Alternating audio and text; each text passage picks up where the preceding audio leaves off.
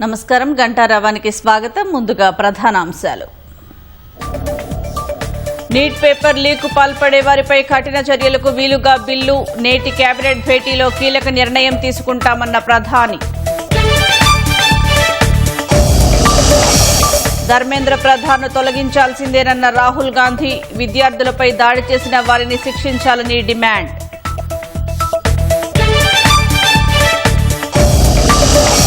సోనం వాంగ్చుక్ ఆమరణ దీక్ష విరమణ. కేంద్రం సానుకూల స్పందనతో నిర్ణయం.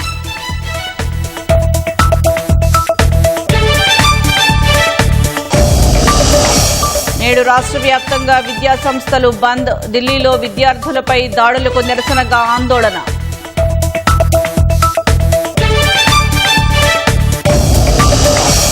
భారత్ సహా 17 దేశాలపై 10% అమెరికా సుంకాలు. వెట్టి చాకిరీ నిర్మూలనలో విఫలమంటూ టారిఫ్లు.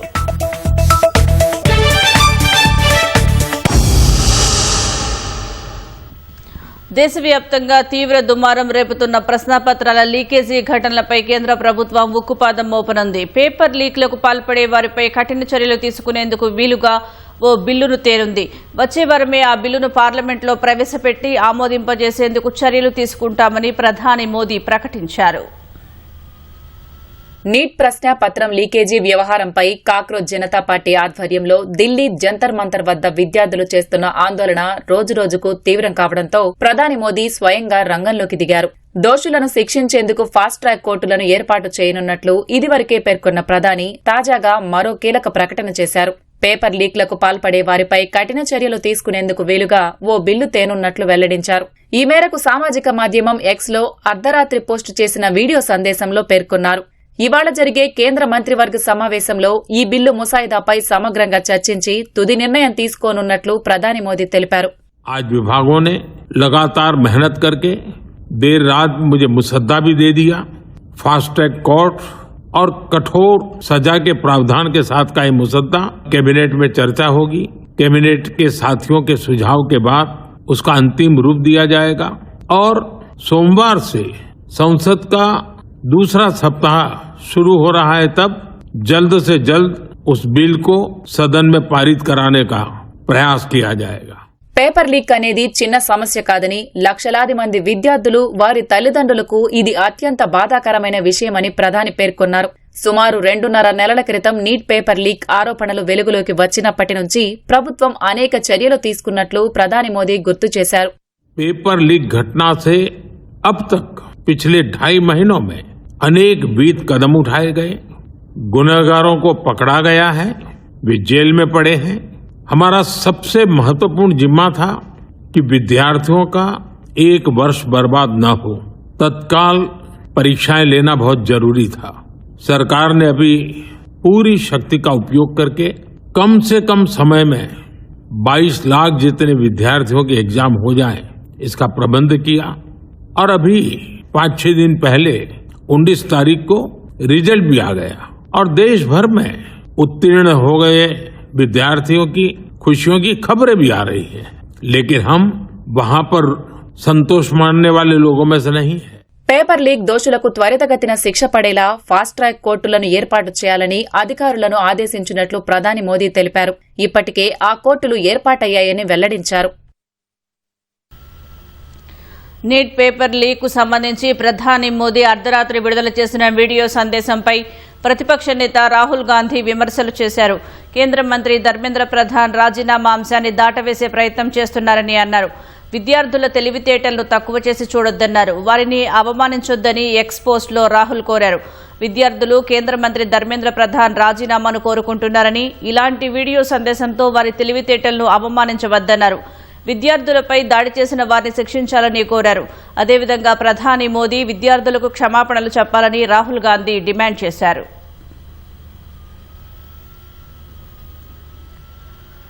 ప్రధాని మోదీ ప్రకటనపై కాక్రోచ్ జనతా పార్టీ సీజేపీ కూడా వ్యంగ్యాస్త్రాలు సంధించింది. కేంద్ర విద్యాశాఖ మంత్రి ధర్మేంద్ర ప్రధాన్ను తప్పించాల్సిందేనని స్పష్టం చేసింది.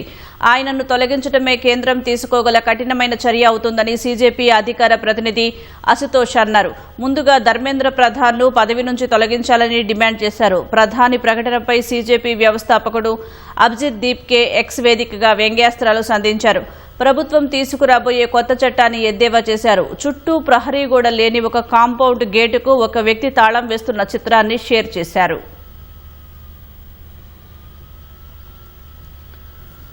పర్యావరణ ఉద్యమకారుడు సోనం వాంగ్చుక్ నీట్ పేపర్ లీకేజీపై 26 రోజులుగా చేస్తున్న ఆమరణ నిరాహార దీక్షను అర్ధరాత్రి విరమించారు. తన డిమాండ్లకు కేంద్ర ప్రభుత్వం సానుకూలంగా స్పందించడంతో ఆయన ఈ నిర్ణయం తీసుకున్నారు.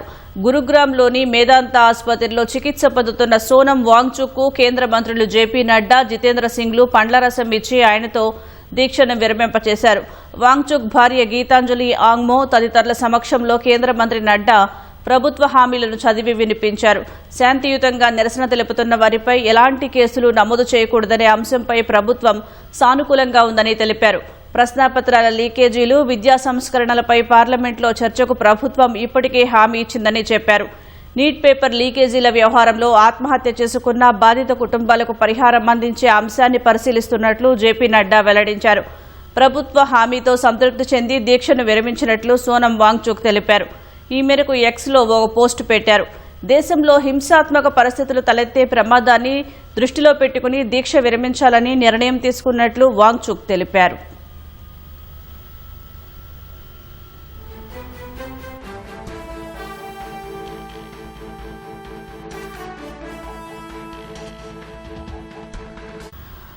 నీట్ పేపర్ లీకేజీపై ఢిల్లీలో ఆందోళన చేస్తున్న విద్యార్థులపై పోలీసులు చేసిన దమనకాండను నిరసిస్తూ ఎన్ఎస్యుఐ, ఎస్ఎఫ్ఐ సహా వామపక్ష విద్యార్థి సంఘాలు నేడు రాష్ట్ర వ్యాప్తంగా విద్యాసంస్థల బంద్కు పిలుపునిచ్చాయి.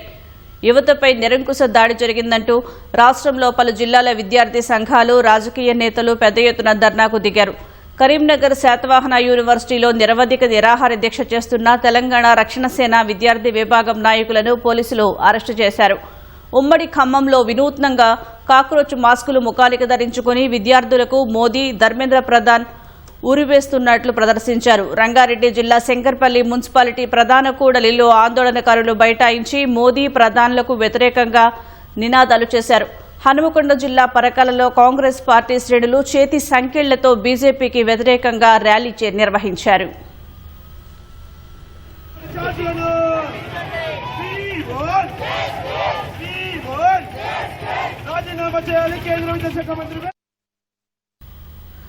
రాష్ట్ర వ్యాప్తంగా కొనసాగుతున్న విద్యాసంస్థల బంద్పై మరింత సమాచారం మా ప్రతినిధి రమ్య నిజాం కాలేజ్ నుంచి ప్రత్యక్ష ప్రసారం ద్వారా అందిస్తారు. నీట్ పేపర్ లీకేజీకి సంబంధించి ఢిల్లీలో జరుగుతున్నటువంటి ఏదైతే విద్యార్థుల నిరసన ఉందో దానికి సంఘీభావం తెలుపుతూ రాష్ట్ర వ్యాప్తంగా నేడు వామపక్ష విద్యార్థి సంఘాలు బంద్కి పిలుపునిచ్చాయి. ఇందులో భాగంగా ఇప్పటికే అటు జేఎన్టీయూ కావచ్చు, ఉస్మానియా, కాళోజీ వర్సిటీలు ఆయా వర్సిటీల పరిధిలో జరగాల్సినటువంటి ఈ రోజు ఉన్నటువంటి ఏవైతే సెమిస్టర్ పరీక్షలు కావచ్చు, ఇతర పరీక్షలన్నింటినీ కూడా వాయిదా వేసినట్టు ప్రకటించాయి. వీటికి సంబంధించి తదుపరి తేదీ ఎప్పుడైతే అంటే మళ్లీ పరీక్షను తిరిగి ఎప్పుడు కండక్ట్ చేస్తారు అన్న విషయాన్ని త్వరలోనే ప్రకటిస్తాము అని చెప్పేసి కూడా స్పష్టం చేశాయి. ఇక అనేక పాఠశాలలు, కళాశాలలు సైతం ఇప్పటికే విద్యార్థులు వారి తల్లిదండ్రులకి ఈ రోజు సెలవుగా ప్రకటిస్తూ అంటే బంద్ నేపథ్యంలో పాఠశాలలు, కళాశాలలు పనిచేయడం లేదంటూ ఇప్పటికే విద్యార్థులకు సమాచారం అయితే అందించడం జరిగింది. అయితే దేశవ్యాప్తంగా జరుగుతున్నటువంటి ఏదైతే నీట్ పేపర్కి సంబంధించి దాదాపు 15 రోజుల వరకు కూడా ఈ యొక్క ఉద్యమం అయితే కొనసాగుతున్న నేపథ్యంలో మొన్న ఢిల్లీలో ఏదైతే విద్యార్థులపై జరిగినటువంటి అంటే పోలీసులు విద్యార్థుల మధ్య జరిగినటువంటి ఘటన ఏదైతే ఉందో దీనికి ఈ నేపథ్యంలోనే విద్యార్థులకు సంఘీభావం తెలుపుతూ వామపక్ష విద్యార్థి సంఘాలు ఈ రోజు బంద్కి పిలుపునివ్వడింది. దీంతో పాటుగా వాళ్ళు అనేకమైనటువంటి డిమాండ్లను కూడా ప్రధానంగా ప్రభుత్వాల దృష్టికి తీసుకొస్తున్నాయి. ఇందులో ప్రధానంగా చూసినట్లయితే కనుక ఒకటి విద్యార్థులపై జరిగినటువంటి దాడిని నిరసించడం, మరోది కేంద్ర విద్యాశాఖ మంత్రి ధర్మేంద్ర ప్రధాన్ రాజీనామా చేయాలని చెప్పి కూడా వాళ్ళు ప్రధానంగా కోరుతున్నారు. వీటితో పాటుగా ఎన్టీఏని పూర్తి స్థాయిలో రద్దు చేయాలని చెప్పేసి, ఎందుకంటే గత కొంతకాలంగా చూసినట్లయితే కనుక నీట్ పేపర్ లీకేజెస్ అనేది అంటే 2024లో జరగడం, తిరిగి మళ్ళీ ఇప్పుడు నీట్ పేపర్ లీకేజీ నేపథ్యంలోనే ఖచ్చితంగా ఎన్టీఏని రద్దు చేయాలని చెప్పేసి దీని స్థానంలో ప్రక్షాళన చేసి ఒక కొత్త విధానాన్ని తీసుకురావాలని చెప్పి కూడా వాళ్ళు డిమాండ్ చేస్తున్నారు. వీటితో పాటుగా ఏదైతే ఈ ఎడ్యుకేషన్కి సంబంధించినటువంటి వాళ్ళకి పర్మిషన్స్ ఇవ్వడం కావచ్చు, అఫిలియేషన్స్ ఇవ్వడం కావచ్చు, కళాశాలలకు సంబంధించినటువంటి అన్ని రకాలను అనుమతి ఇచ్చేటువంటి వీటన్నిటిని కలిపి ఒకే తాటిపైకి తీసుకొచ్చే విధంగా ప్రభుత్వం తీసుకురావాలనుకున్నటువంటి బిల్ ఏదైతే ఉందో ఈ బిల్ని వ్యతిరేకిస్తూ VBSA బిల్ ఏదైతే ఉందో ఈ VBSA బిల్ కూడా వెనక్కి తీసుకోవాలని చెప్పేసి ప్రధానంగా వీరు డిమాండ్ చేస్తున్నారు. వీటన్నిటితో పాటుగా ఏదైతే నీట్ నష్టపోయినటువంటి విద్యార్థులు నీట్ పేపర్ లీక్ అయిన నేపథ్యంలో విద్యార్థులు 21 మంది ఎవరైతే ఆత్మహత్యకు పాల్పడ్డారో వాళ్ళ కుటుంబాలన్నిటికీ కూడా ఒక్కో కుటుంబానికి ₹1 కోటి చొప్పున ఎక్స్గ్రేషియా ప్రకటించాలని చెప్పి కూడా ప్రధానంగా వామపక్ష విద్యార్థి సంఘాలన్నీ కూడా డిమాండ్ చేస్తున్నాయి. ఈ నేపథ్యంలో ఈ రోజు రాష్ట్ర వ్యాప్తంగా బంద్కి అయితే పిలుపునివ్వడం జరిగింది. ఇప్పటికే అనేకమైనటువంటి కళాశాలలు అదేవిధంగా పాఠశాలలు స్వచ్ఛందంగా బంద్లో పాల్గొంటున్నాయి. రాష్ట్రంలో ఉన్నటువంటి విశ్వవిద్యాలయాలు సైతం తమ పరిధిలో జరగనున్నటువంటి పరీక్షలన్నింటినీ వాయిదా వేస్తున్నట్టు ఇప్పటికే ప్రకటించడం జరిగింది. ఇక ఈ రోజు ఈ బంద్లో భాగంగా వామపక్ష విద్యార్థి సంఘాలు నారాయణగూడ నుంచి వై జంక్షన్ వరకు ర్యాలీని సైతం నిర్వహించున్నాయి. ప్రతి ఒక్కరు కూడా స్వచ్ఛందంగా బంద్లో పాల్గొనాలని చెప్పేసి ప్రతి విద్యా సంస్థ కూడా ఇందులో భాగం కావాలని అయితే వామపక్ష విద్యార్థి సంఘాలు డిమాండ్ చేస్తున్నాయి. Over to studio. ఢిల్లీలో విద్యార్థులు యువతపై లాఠీ చార్జుకు నిరసనగా వారి పోరాటానికి సంఘీభావంగా భారత రాష్ట్ర సమితి పార్టీ ఇవాళ హైదరాబాద్లో నిరసన కార్యక్రమం చేపట్టింది. బీఆర్ఎస్ విద్యార్థి విభాగం బీఆర్ఎస్వి ఆధ్వర్యంలో ఇందిరా పార్క్ వద్ద ఉన్న ధర్నా చౌక్లో నిరసన కార్యక్రమం నిర్వహించనున్నారు. బీఆర్ఎస్ కార్యనిర్వాహక అధ్యక్షుడు కేటీఆర్ ధర్నాలో పాల్గొని ప్రసంగించనున్నారు. కేంద్ర ప్రభుత్వ వైఖరికి వ్యతిరేకంగా ఢిల్లీలో పోరాటం చేస్తున్న విద్యార్థులు యువతకు సంఘీభావంగా నిర్వహించే కార్యక్రమానికి పెద్ద ఎత్తున తరలి రావాలని పార్టీ నేతలు పిలుపునిచ్చారు. ఢిల్లీ పరిణామాలు, రాష్ట్రంలో కరువు పరిస్థితుల నేపథ్యంలో ఇవాళ తన జన్మదినం సందర్భంగా ఎలాంటి ఉత్సవాలు చేసుకోరాదని కేటీఆర్ నిర్ణయం తీసుకున్నారు. పార్టీ నేతలు కూడా సంబరాలు నిర్వహించకుండా సేవా కార్యక్రమాలు చేపట్టాలని పిలుపునిచ్చారు.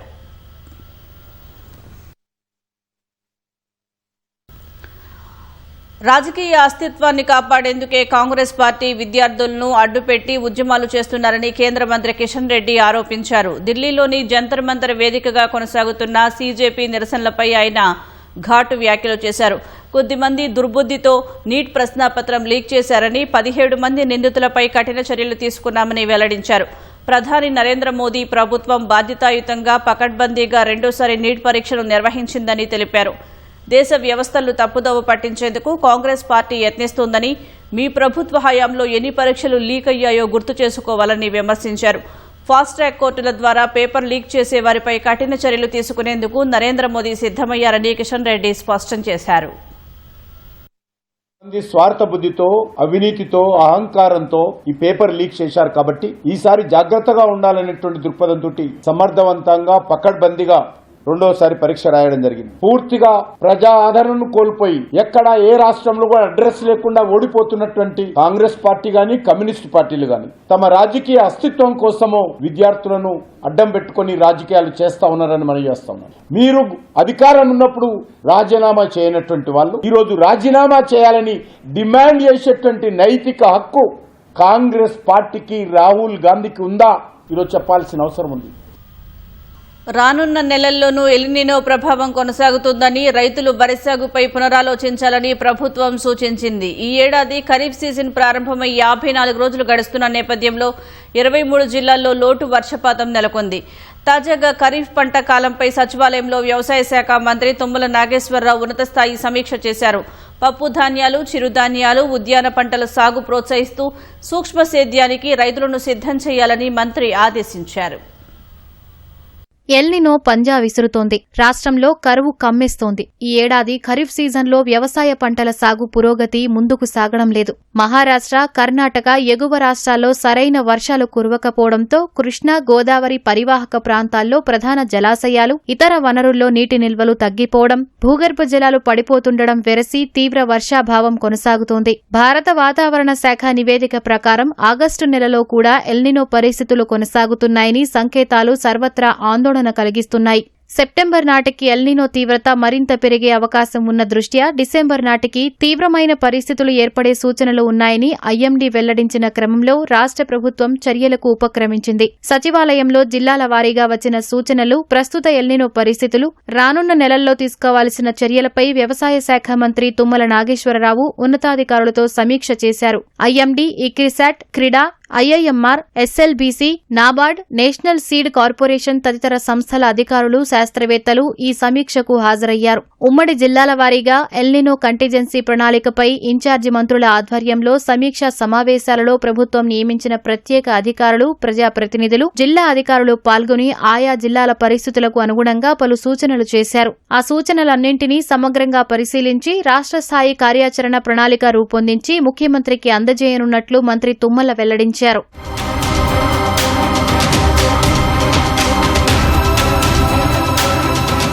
ఖరీఫ్ పంట కాలంతో పాటు రబీ పంట సీజన్ పైన ఎల్నినో ప్రభావం ఉండే అవకాశం ఉన్న దృష్ట్యా ఇప్పటి నుంచే పూర్తి స్థాయిలో అప్రమత్తంగా ఉండాలని మంత్రి తుమ్మల అధికారులకు సూచించారు. ప్రస్తుతం రాష్ట్రంలో 23 జిల్లాల్లో వర్షాభావం, లోటు వర్షపాతం నమోదైందని, 1-2 జిల్లాలు మినహా ఎక్కడా సాధారణ వర్షపాతం నమోదు కాలేదని తెలిపారు. నైరుతి రుతుపవనాల ద్రోణి ప్రభావంతో గత 2 రోజులుగా రాష్ట్రంలో అక్కడక్కడ కురుస్తున్న వర్షాలను చూసి రైతులు వరి సాగు చేయాలని నిర్ణయించుకోవద్దని మంత్రి తుమ్మల స్పష్టం చేశారు. ప్రభుత్వం ఒక్కో జిల్లాకు ప్రత్యేక అధికారులను నియమించిన విధంగానే ప్రతి మండలం, ప్రతి గ్రామానికి కూడా ప్రత్యేక అధికారులను నియమించే అంశంపై జిల్లా కలెక్టర్లతో వ్యవసాయ శాఖ చర్చించనుంది.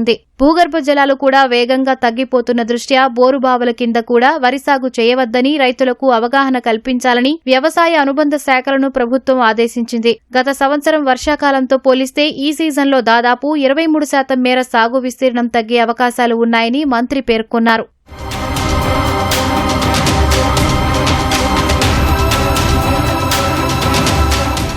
ఈ ఏడాది ప్రధాన ఆహార పంట వరి సాధారణ సాగు విస్తీర్ణం 65,95,645 ఎకరాల్లో ఉండగా ఇప్పటిదాకా 10,61,511 ఎకరాల్లో మాత్రమే నాట్లు పడి వివిధ దశల్లో సాగుతోంది. మొక్కజొన్న సాధారణ సాగు విస్తీర్ణం 6,16,787 ఎకరాలు ఉండగా ఇప్పటి వరకు 4,03,568 ఎకరాల్లో సాగవుతోంది. ప్రత్యేకించి పత్తి సాధారణ సాగు విస్తీర్ణం 47,23,637 ఎకరాలు నిర్దేశించగా ఇప్పటి వరకు 43,59,032 ఎకరాల్లో సాగవుతోంది. మరోవైపు ఈ సంవత్సరం 58,000 కోట్ల రూపాయల రుణ లక్ష్యంగా పెట్టుకుని ఇప్పటి వరకు 20,000 కోట్ల రూపాయలు రైతులకు పంట రుణాలుగా అందించినట్లు బ్యాంకర్లు వెల్లడించారు. ముఖ్యంగా హైదరాబాద్ చుట్టుపక్కల రంగారెడ్డి, మేడ్చల్, మహబూబ్ నగర్, యాదాద్రి, భువనగిరి, నల్గొండ జిల్లాల ప్రాంతాల రైతులకు కూరగాయల సాగు చేపట్టేలా అవగాహన కల్పించేందుకు ఉద్యాన శాఖ సిద్దమవుతోంది. ఇప్పటికే వేసిన పంటలను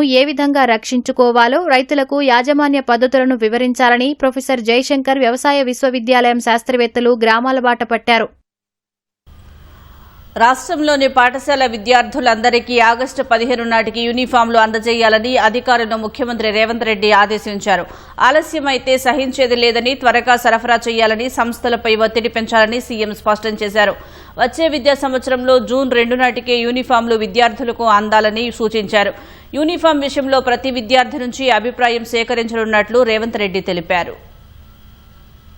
ప్రభుత్వ పాఠశాలల్లో విద్యార్థులందరికీ వెంటనే ఏకరూప దుస్తులను పంపిణీ చేయాలని ముఖ్యమంత్రి రేవంత్ రెడ్డి ఆదేశించారు. ఆగస్టు 15 నాటికి పిల్లలందరికీ యూనిఫామ్లు అందాలని స్పష్టం చేశారు. తర్వాత వాటి నాణ్యత, సైజు, ఇతర అంశాలపై ప్రతి విద్యార్థి నుంచి వాట్సాప్ ద్వారా ఫీడ్బ్యాక్ తీసుకుంటామని ముఖ్యమంత్రి రేవంత్ రెడ్డి తెలిపారు. విద్యార్థులు తెలిపే అభిప్రాయాల ఆధారంగా వచ్చే ఏడాది యూనిఫామ్ల రంగులు, పంపిణీ వంటి అంశాలపై నిర్ణయం తీసుకుంటామని సీఎం చెప్పారు. విద్యార్థులకు యూనిఫామ్ల పంపిణీపై సమీక్ష నిర్వహించిన ముఖ్యమంత్రి రేవంత్ రెడ్డి ప్రభుత్వ పాఠశాలలు, వసతి గృహాల్లో చదివే విద్యార్థులకు అందజేసే యూనిఫామ్ల నాణ్యతలో రాజీ పడమని తెలిపారు. యూనిఫామ్లు అందజేయడంలో అలసత్వం వహిస్తే సహించేది లేదని సీఎం హెచ్చరించారు. మహిళా సంఘాలు కుట్టు పని వేగవంతం చేసేలా కలెక్టర్లతో సమన్వయం చేసుకోవాలని సెర్ప్ సీఈఓ దివ్యకు సీఎం సూచించారు. గత ప్రభుత్వ హయాంలో విద్యార్థులకు యూనిఫామ్ల అందజేతలో అడ్డగోలుగా వ్యవహరించారని సీఎం ఆరోపించారు. తాము వ్యవస్థను ప్రక్షాళన చేస్తున్నామని, నాణ్యమైన యూనిఫామ్లు అందించాలని తెలిపారు. పేద పిల్లల కోసం పనిచేస్తున్నామన్న అంశాన్ని దృష్టిలో ఉంచుకోవాలని రేవంత్ రెడ్డి అధికారులకు స్పష్టం చేశారు. వచ్చే విద్యా సంవత్సరం జూన్ 2 నాటికే విద్యార్థులకు యూనిఫామ్ అందేలా కార్యాచరణ రూపొందించాలని సీఎం అధికారులను ఆదేశించారు. సీఎం సమీక్షలో రాష్ట్ర ప్రభుత్వ సలహాదారు పి సుదర్శన్ రెడ్డి, ఉన్నతాధికారులు తదితరులు పాల్గొన్నారు. ప్రైవేటు భూమి రక్షణ కోసం సైన్యాన్ని రంగంలోకి దింపాలంటూ పేర్కొన్న హైకోర్టు ఉత్తర్వులను నేటికి వాయిదా వేసింది. అఫిడవిట్ దాఖలు చేస్తామని ఏజీ సుదర్శన్ రెడ్డి కోర్టుకు తెలపడంతో తదుపరి విచారణను నేటికి వాయిదా వేసింది. భూమిలో జోక్యం చేసుకోమంటూ హామీ ఇచ్చి మళ్లీ స్థలంలోకి వచ్చారంటూ శాంతా శ్రీరామ్ కన్స్ట్రక్షన్ కంపెనీ దాఖలు చేసిన మధ్యంతర పిటిషన్పై విచారణ చేపట్టిన హైకోర్టు హైడ్రా కమిషనర్పై తీవ్ర ఆగ్రహం వ్యక్తం చేసింది. పిటిషనర్కు చెందిన ప్రైవేటు భూమిలోకి వస్తే హైడ్రా వాహనాలు సీజ్ చేసి అధికారులను అరెస్టు చేయాలంటూ హైకోర్టు ఆదేశాలు జారీ చేసింది. ఉత్తర్వులు జారీ నేటికి వాయిదా వేసింది. ప్రైవేటు భూమిలో కోర్టు ఉత్తర్వుల అమలు నిమిత్తం చరిత్రలో తొలిసారి సైన్యాన్ని రంగంలోకి దింపాలంటూ హైకోర్టు సంచలన ఉత్తర్వులు జారీ చేసింది. శుక్రవారంలోగా సంబంధిత సైనికాధికారుల జాబితాను అందజేయాలని రిజిస్ట్రార్ జనరల్ కు ఆదేశాలు జారీ చేసింది. కోర్టు ఉత్తర్వులు ఇచ్చిన స్థలానికి ఆర్మీ రక్షణగా ఉంటూ హైడ్రా అధికారులు వచ్చినా యంత్రాలు ప్రవేశించినా అదుపులోకి తీసుకోవాలని ఆదేశించింది. కోర్టు ధిక్కరణ పిటిషన్లలో కోర్టు ధిక్కరణలకు పాల్పడుతూ ఏకంగా ఒకే అంశంపై 3 కోర్టు ధిక్కరణ పిటిషన్లు దాఖలైన అడ్వకేట్ జనరల్ స్వయంగా హాజరై హామీ ఇచ్చినా అమలు కాకపోవడంతో ఇలాంటి ఉత్తర్వులు జారీ చేయాల్సి వచ్చిందని పేర్కొంది. ఇలాంటి విషయాల్లో సైన్యం జోక్యం చేసుకోరాదన్న స్పృహ కోర్టుకు ఉన్నప్పటికీ రాష్ట్ర ప్రభుత్వ యంత్రాంగంపై విశ్వాసం లేకపోవడంతో ఇలా ఉత్తర్వులు జారీ చేయాల్సి వస్తోందంది. బయట ఏం జరుగుతోందో సచివాలయంలో కూర్చున్న వారికి కూడా తెలియాల్సిన అవసరం ఉందని వ్యాఖ్యానించింది.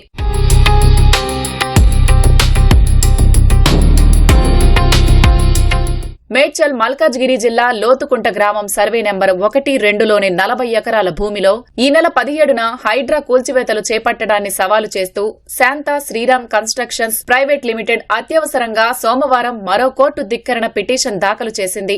దీనిపై విచారించిన జస్టిస్ జూకంటి అనిల్ కుమార్ ఈ మేరకు ఉత్తర్వులు జారీ చేశారు. అయితే అడ్వకేట్ జనరల్ సుదర్శన్ రెడ్డి హాజరై పిటిషనర్ భూమిలోకి హైడ్రా అధికారులు వెళ్లలేదని వెళ్లబోరని హామీ ఇవ్వగా న్యాయమూర్తి స్పందిస్తూ అధికారి అఫిడవిట్ దాఖలు చేశాక పరిశీలిస్తామంటూ విచారణను శుక్రవారానికి వాయిదా వేశారు. పూర్తి వివరాలతో అఫిడవిట్ దాఖలు చేస్తామని అడ్వకేట్ జనరల్ కోర్టుకు నివేదించారు.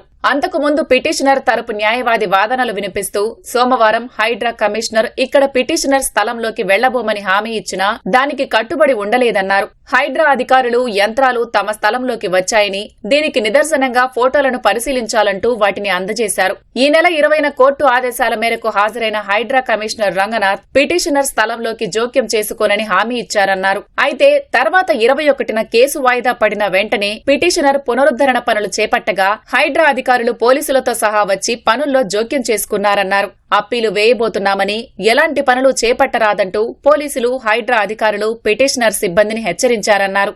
వాదనలను విన్న న్యాయమూర్తి హైడ్రా అధికారుల తీరుపై ఆగ్రహం వ్యక్తం చేశారు. 2 రోజుల క్రితం ఏజీ హామీతో ఊరుకున్నామని మళ్లీ అలానే వ్యవహరిస్తే ఆర్మీని పిలిచి హైడ్రా అధికారులను బ్యారాక్ లో ఉంచాలని ఆదేశించగలమన్నారు. వివాదాస్పద ప్రైవేటు స్థలం రక్షణ కోసం 10 మంది ఆర్మీ సిబ్బందిని సిద్ధం చేయాలంటూ బైసన్ డివిజన్లోని బ్రిగేడియర్ ను సంప్రదించాలని హైకోర్టు రిజిస్ట్రార్ జనరల్ కు ఆదేశాలు జారీ చేశారు. ఆర్మీ సిబ్బంది హైడ్రా సహా ఎవరు వచ్చినా అదుపులోకి తీసుకుని బ్యారళ్లకు తరలించాలని వాహనాలను కూడా సీజ్ చేయాలని వ్యాఖ్యానించారు. ఈ దశలో అదనపు అడ్వకేట్ జనరల్ మహమ్మద్ ఇమ్రాన్ ఖాన్ ఒక్క అవకాశం ఇవ్వాలని ఆ స్థలంలో జోక్యం చేసుకోలేదనగా న్యాయమూర్తి స్పందిస్తూ ఫోటోలను చూస్తే పరిస్థితి అర్థమవుతోందన్నారు. కోర్టు ఉత్తర్వులను పదే పదే ఉల్లంఘిస్తూనే ఉన్నారని వాటి అమలుకే ఆర్మీని రంగంలోకి దింపుతున్నామన్నారు. ఈ ఉత్తర్వుల కాపీని కేంద్రానికి కూడా పంపాలని రిజిస్ట్రీని ఆదేశించారు. అయితే అడ్వకేట్ జనరల్ హాజరై వివాదాస్పద స్థలంలో జోక్యం చేసుకోమని హామీ ఇవ్వడంతో హైకోర్టు ఉత్తర్వులను శుక్రవారానికి వాయిదా వేసింది. వస్తువుల తయారీలో వెట్టి చాకరీ చేసే కార్మికులు ఉపయోగిస్తున్నారనే ఆరోపణల నేపథ్యంలో భారత్ సహా 17 దేశాల నుంచి దిగుమతి చేసుకునే వస్తువులపై అమెరికా 10% సుంకాలను విధించింది. ఈ మేరకు అమెరికా వాణిజ్య ప్రతినిధి జెమిసన్ గ్రీర్ వెల్లడించారు. భారత్, కెనడా, యూకే, బంగ్లాదేశ్, పాకిస్తాన్ సహా మొత్తం 17 దేశాలకు 10% కొత్త సుంకాలు వర్తించనున్నాయి. వెట్టి చాకరీ నిర్మూలనలో విఫలమైనందుకు గాను జూన్ 4న ట్రేడ్ యాక్ట్ సెక్షన్ 301 కింద 60 దేశాలపై అదనపు సుంకాలను అమెరికా ప్రకటించింది. అందులో భారత్ సహా 54 దేశాలపై 12.5, 6 దేశాలపై 10% సుంకాలను విధించాలని నిర్ణయించింది. తర్వాత భారత్ తీసుకున్న చర్యలను అమెరికా ఫెడరల్ నోటు గుర్తించింది. జూన్ 14న బలవంతపు కార్మికులను ఉపయోగించి ఉత్పత్తి చేసిన వస్తువుల దిగుమతిని నిషేధించేలా భారత్ తన విదేశీ వాణిజ్య విధానాన్ని సవరించింది. దీంతో సుంకాన్ని 10%కి పరిమితం చేస్తూ అమెరికా ప్రకటించింది. మానవ హక్కుల ఉల్లంఘనలు, వక్రీకృత వాణిజ్య విధానాలను సరిదిద్దడంతో పాటు ప్రపంచవ్యాప్తంగా ఉన్న కార్మికుల సంక్షేమాన్ని మెరుగుపరిచేందుకే ఈ చర్యలు తీసుకున్నట్లు అమెరికా వెల్లడించింది. ఇరాన్పై మునుపెన్నడూ లేనంతగా దాడులు చేసేందుకు అమెరికా యోచిస్తున్నట్లు తెలుస్తోంది. ఈ మేరకు ఆక్సియోస్ ఓ కథనంలో వెల్లడించింది. ఫిబ్రవరి 28న అమెరికా నిర్వహించిన ఆపరేషన్ ఎపిక్ ఫ్యూరీ కంటే కూడా దాడుల తీవ్రత ఎక్కువగా ఉండవచ్చని పేర్కొంది. అందుకు అన్ని విధాలుగా అమెరికా సిద్ధమవుతున్నట్లు ఆక్సియోస్ కథనం పేర్కొంది.